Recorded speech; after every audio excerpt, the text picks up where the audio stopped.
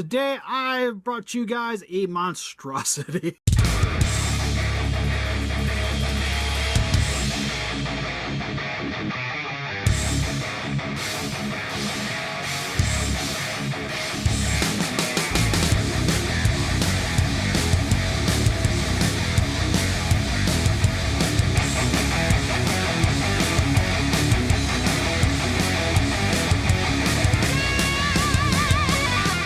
Listen up, Rangers. Welcome to the Geek Chest. My name's Steve, and today what we got here is this Moderoid Cain from RoboCop 2. What this is a plastic model kit from Goodsmile company, which I decided to grab because I wanted this particular character because I always really like RoboCop, and the only other real accessible version of this guy is the Hiya Toys. Problem is, I have the NECA stuff, and I wanted something. Also, I gotta get this. You're spring loaded. It's got to go back into your legs. Maybe. There we go. But I have the NECA ones, and I wanted something that would hopefully scale pretty well with them. And to be honest, I'm happy with the scaling for it, like, especially when you have them like on the back trying to do the pose and him trying to rip out the spine and things. I think size-wise, it works really well for me.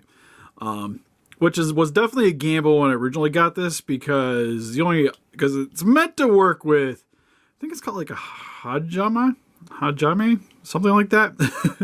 But there's an actual figure of RoboCop that's like partially die-cast that this is meant to work with. And the sizing for that figure didn't seem like it was that far off from the NECA. So just kind of went with it. And overall, really happy with it. Also with the paint job, I was trying my best to make it match these two characters in particular. The only thing I will say with the paint job, maybe could be a little bit more accurate to at least the puppet anyways, is for this, it could maybe be a little bit of a brighter silver.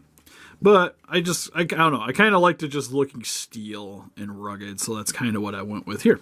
But anyways, for the kit in general, I had to assemble this thing, which overall actually wasn't that bad. I want to say it probably took me like 3 or 4 hours to really put this guy together. I didn't really spend a lot of time cleaning up nubs and such because I was going to be painting it, and I kind of wanted it to have that action figure kind of look to it anyways, which when you look at these guys, you'll see nub marks and cuts on them anyways. So I was like, well, I'll get them really clean, but I'm not going to spend a crap ton of time making sure they're nice and smoothed over. That, and I also painted this figure on the runners. So initially, when I started this, I know I didn't do any footage, but I sprayed it all with black spray paints, which I used.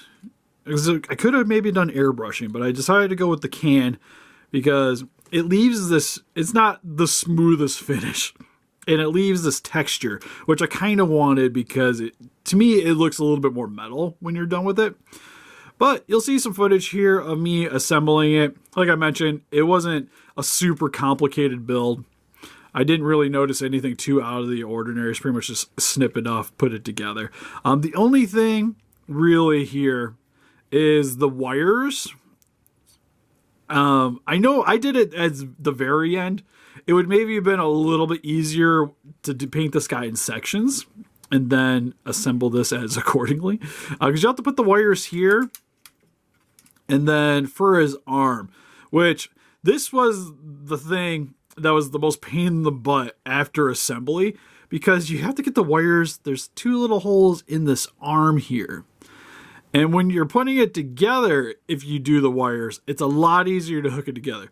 Problem is I repainted this entire thing. So I didn't want to put the wires on because when I go to clear coat it, more than likely the wires would have tacked up. And then I maybe would have got paint on them, a lot more cleaning up. And I want them to be clean. I want them to look like wires. So I decided to do that at the very end. So just be forewarned, you have to do that. And then I also had to shave off with an X-Acto blade a little bit of the ends in order to fit them into these holes here. But these ones are actually wires. The 2 on the arm here. And then these are just empty plastic tubes that connect over top of this section.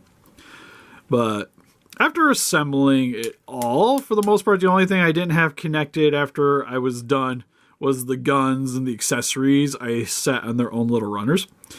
And then for the paint job, I used rub and buff.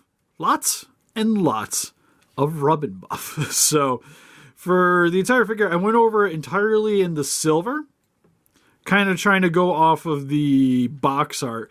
And then after looking at movie stills and the maquette and the giant animatronic for this guy, I realized that he has a lot of different darker tones, kind of like what you see with the Haya, but I mainly use a lot of the puppets and the maquettes for references. So after doing the entire thing in silver, I went over it individual sections with a darker tone, which all I did there was I took the rub and buff and mixed in black oil paints. From some research, that seemed like it was the best answer. Acrylic, there's solvents in the rub and buff, so it can mess with that. But the oil paint seemed like it did a really good job. And with the rub and buff, it still left this nice metallic texture. So it still looks like metal, which is what I really wanted. So you'll see on the figure here, it's got silver everywhere. But where I felt like there was armor, and again, going off of the puppet and stuff, the head, the chest here, the groin, the armor bits on the legs here. I did the feet. I know this section technically wasn't supposed to have it, but I don't know. It just kind of looked good to me, so I left it. The gun here, the shoulders, this little piece here looked like it was colored in. And then like the gun and the back plates here. I did all those. And then for a more black color, it's primarily here. And all I did was I just added more black paint to it. So I just went darker as I shifted between sections. So the chest here was dark, and the gun is the only real black sections. And then you want a really matte black for pretty much anywhere there's the piping. This here, same thing, was matte black. And then I went over this section here with a copper. Well, sorry. I went over it with a gold rub and buff that I mixed with a red oil paint. And that got this coloring here for his little welder. And then I just dry brushed over top of the section here, then went back over it again with black. But it was just a lot of rub and buff, a lot of rubbing. And then as I would do sections, so when I did the entire thing in silver, I sprayed it with a matte spray paint, and then did this section, sprayed it, did another set. And then every time I did different colors, I would keep sealing it. So when I'm touching it, it wouldn't come off. Because that's one thing with rubber buff. You either have to sit here and rub it off until you don't get any more residue coming off. Or you clear coat it and call it a day. But when you clear coat it, it takes a little bit of the shine off. So do be wary of that. And then this guy has a crap ton of decals that he comes with. Primarily for the pistons here, you get the little red strip. That's a decal. He technically has a decal for this. I ended up painting this for the radioactive symbol. Same with the arms here. That's supposed to be a decal. Again, painted it because there's a different... it's raised, is what I'm trying to say. So if you would have used the decal, it would sit kind of weird. Same with on the shoulder region here. The American flag is a decal, and yeah, it's kind of backwards there, but that's how it's supposed to be. So I just went with that. And then actually he has, it didn't come with anything, but he has these red strips you see on the maquette, and you see it in the movie. So they actually give you extras for these in case you mess them up. The only ones, the flags, they didn't give you extras.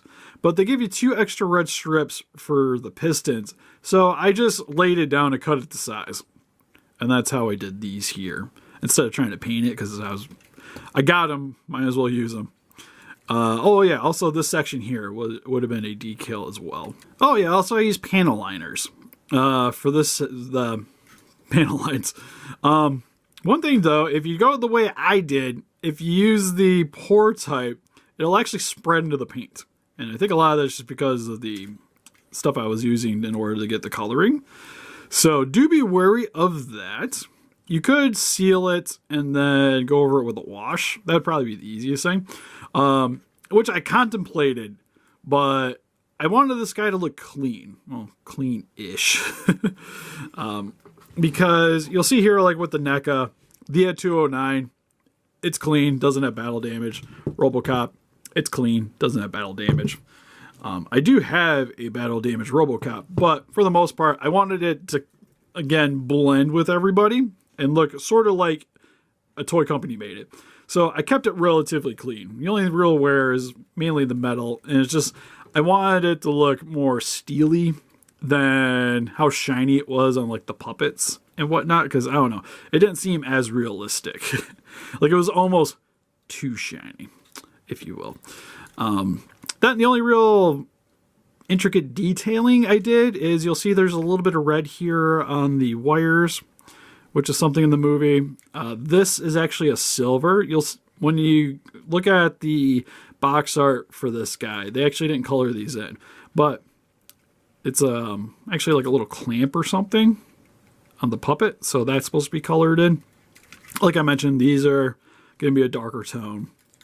And I'm mainly showing this off just so if people want to use mine as a reference, you'll kind of get the gist. The same with here. I had that darker, but I kept that lighter. Then you want some black on the inside just to help show the detailing a little bit. The gun is black. This is black. Then I went over it with a little bit of the silver rub and buff just to add a little bit of detailing. These are screens, so I made those black. I almost kind of wish he would have came with the... Oh, there's one scene where he has the lamps, where he's going through murdering everybody, and there's just bright lights everywhere. This, I think it's actually supposed to be a little bit darker from the movie, but again, I kind of liked the color consistency, so I left that alone. And then back here, this would have been darker. I don't know, to me, when I looked at the maquette and stuff, this here was like black and silver, so I just kept that the way it is too. You have the pistons here, you'll have to do in a black. Same with here. This is probably like the most color variety of one of the arms that you'll have to do. Outside of this, but this one's just like one giant big arm. And then what's kind of cool is this guy's posable. Outside of his head doesn't like to stay on. And I think a lot of that's just when I sealed it, it doesn't really sit right. But his head's on a ball joint. This actually will shift, so you can swing it forward and back. Oh, I forgot to mention, you'll see he's a bit shiny. I didn't use a gloss coat. I used a semi-gloss because I didn't want it overtly shiny, but you could definitely tell, again, on the puppet and whatnot, that it had a nice shine to it. So that's what I wanted. But anyways, that can rotate. And then these arms have a hinge here. You have a hinge for this one, and then it can rotate. It does have an extra little piece. There's a little grabby arm, which I probably will have to go grab here in a second so I can show you. But this can rotate and then go in and outwards. The gun arm has the least amount of posability because it's just that hinge there, and it rotates. And then you can sort of rotate it here, but the plate gets in the way. And that's about it. This little hand here can go in and out. And then the fingers can also move as well. So they do shift. Do be wary with the fingers. They can pop off. This one has. Actually, you can kind of see right now it's actually twisting. But it's just... Yeah, I was to say this one's popping out now. But it's literally just pegged into there. So it can move. But do be wary that it'll swing out if you move it too much. This arm mostly has the same movement. You can bend it at the elbow, the hand. Oh yeah, I forgot. This can actually rotate, but with the wire there, I don't recommend it. The hand can rotate, swings in and out, and then the fingers are individually posable. So those all shift. And then I think he still has a rotation. Yeah, well, rotation there goes up and down. And I want to say it also had a rotation at the bicep. Maybe not. I don't think that's moving. This arm here is mostly the same as the other one, but you get 2 hinge spots because of the armor plate there. So this one has the best movement to rest along the arm, kind of like it does in the movie. You can rotate it there at the upper part. Nothing too much at the lower part. Like this doesn't move here. Then swings forward and back. This can also adjust. The gun is stationary. It's just pegged into this section here. There's also a peg there too, so depending on where you want to put it, you get options. It's not the easiest thing to get in. It's actually kind of terrifying because I feel like I'm going to break this thing every time I try to put it in there. And it also just sits in with friction, so it also pops in real easy. We're actually just going to keep that off for a minute. And then at the waist, you can rotate. That's about it there. Do be careful because you don't want to apply too much pressure, because this literally, these pieces of plastic are the only thing holding the upper body on. The legs are actually the most posable thing, because you actually get a ratchet there. You get articulation here, so that rotates, and then this can go in and out, and then you get a rotation. Then you get another ratchet here at that section, and then his feet can go forward and back. They do pivots, and then I think the back toe is stationary, but the front toes, you get articulation there. And that's pretty much about it. Overall, super sweet kit. Honestly, it's probably one of the more intricate paint jobs I've done. Like model kit wise, most complicated one I've ever done, at least in terms of the paint job. As a kit, I would say not the most complicated. Like I've definitely done some like master grade kits and Gundams and stuff that have been a little more complex and time consuming. Like this guy is easily doable in a day if you just got a few hours to sit around and assemble. If you're not painting, it doesn't take very long. I'm actually getting another one of these in for a commission to put one together but not paint it, just to assemble and put all the water decals on. So I might show that one off too, because I don't really have a good look of this guy, how he's actually supposed to look. This is actually the fully, like if you were going to paint one up yourself, this would be what I would generally be aiming towards. Then I just show off some of the other accessories. You get this piece here, which I freaking hate, because with it being a swappable head, I wish it just would have gave me extra parts, because you actually have to take apart the head if you want to use this. So I almost feel like you kind of have to commit, because that seems freaking terrifying to try to disassemble and reassemble that thing. But you do get the screaming head, you get static, blank screen. I'm not sure why. Well, I know why they gave you the blank screen, because you actually, again, you have to paint this if you want it to look like this. Which this part's just gold rub and buff. And the rest is just left over from when I was doing the chest armor, is this piece here. Then you have this part here, which is just the chest piece when it opens up to receive his drugs. Which again, you'd have to paint this red. It would just be gray. And then he also comes with a open claw for the other arm. Would I recommend this kit? Well, I would say I'd buy this kit because heck, I did. But would I recommend it to you guys? And yeah, especially if you plan on putting some work into it. Like once you get this guy painted up and looking pretty accurate to the movie, this is easily one of the coolest things now. And it's got a nice little heft to it for still being a model kit. Like, of course, Mr. Ed here weighs more. But with the ratchet joints and whatnot, like it still feels like an action figure. But you'll see he wiggles a bit. But then again, so does Mr. Ed there. But anyways, that's pretty much it for this video. So help us defeat those kaijus by hitting the like button, subscribe, become a Ranger today. We also got Instagram, Patreon, Pinterest, Facebook. Guys, look keep up to date with donate. We greatly appreciate it. Also, if you guys like to get some RoboCop collectibles for yourself, link in the description for Entertainment Earth.